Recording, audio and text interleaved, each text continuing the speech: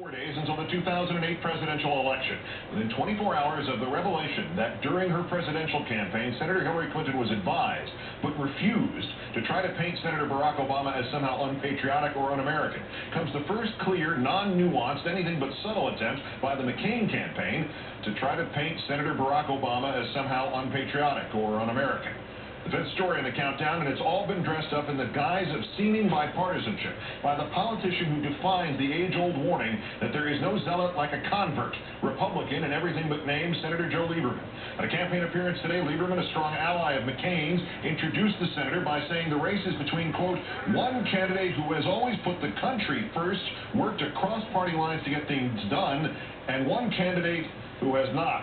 The mudslinging, then quoted later today in an official McCain fundraising email, the website Talking Points memo reports, despite last month's pledge by McCain's campaign not to question the patriotism of Barack Obama. The strategy of questioning Obama's Americanism, first laid out by Clinton chief strategist Mark Penn in one of 200 campaign memos just obtained by the Atlantic Monthly, about which more coming up.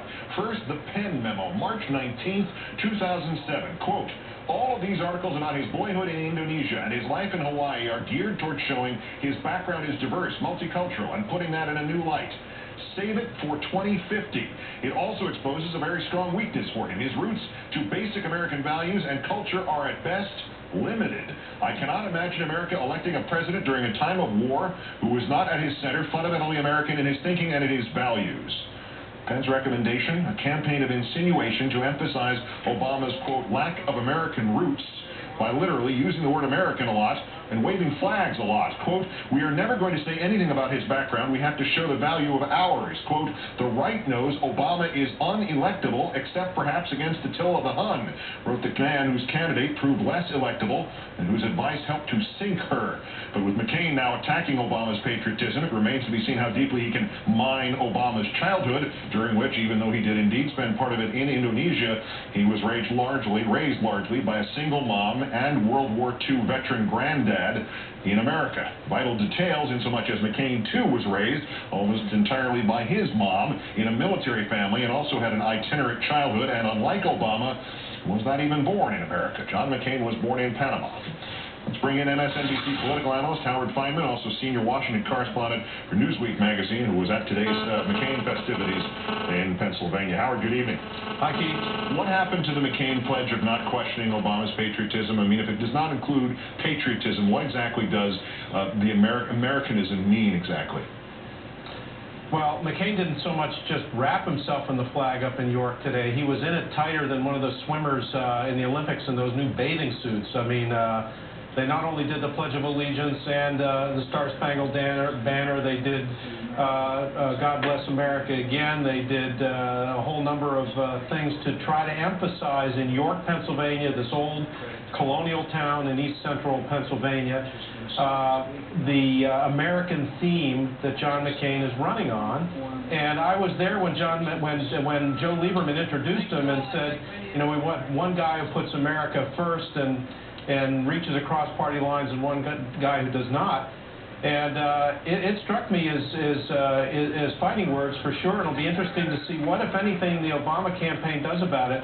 I asked them for comments. So far, they haven't had any. Maybe they feel it doesn't need any. It'll collapse of its own weight. But if Obama's father were a white Englishman and Obama had attended school in Ireland for a while as a kid, would any of this have any meaning? I mean, is this not all about 6 inches away from being racism?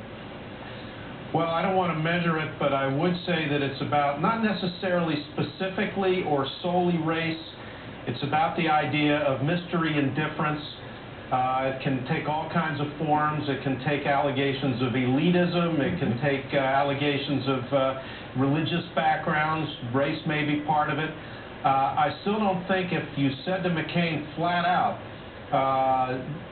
do you approve of that kind of message, that he would necessarily agree with it or support it. But there's no doubt that that's the implication of what Lieberman said and what Mark Penn's memos are about. As you pointed out, Keith, Hawaii is part of the United States. And there's actually an argument about whether McCain can even be sworn in as president, whether he's a natural-born citizen, having been born in the Canal Zone, so at least in literal constitutional terms, McCain ought to be careful here. Obviously, it means more than that.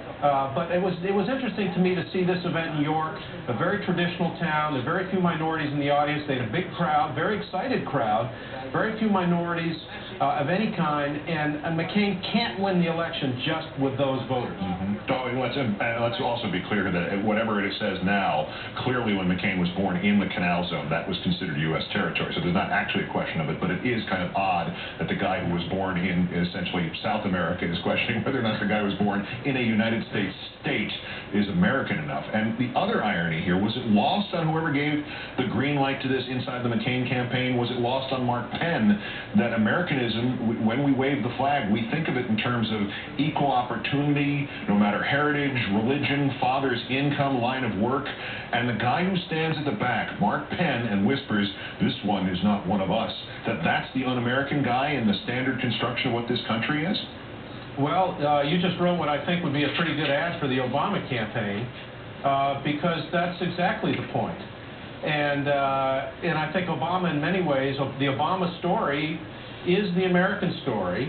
And certainly if Obama were smart, he would try to push this right back on people like Joe Lieberman, who should know better, if that's what Lieberman meant. I was there listening, and Lieberman said, one guy puts America first and reaches across the aisle, and another guy doesn't. Now, he could maybe parse it, but I haven't heard him try to parse it. As a matter of fact, the McCain campaign sent that whole statement out very proudly tonight. Yeah, there is no zealot like a convert. Howard Fineman, MSNBC political analyst, senior Washington correspondent for Newsweek. Thank you as always, sir.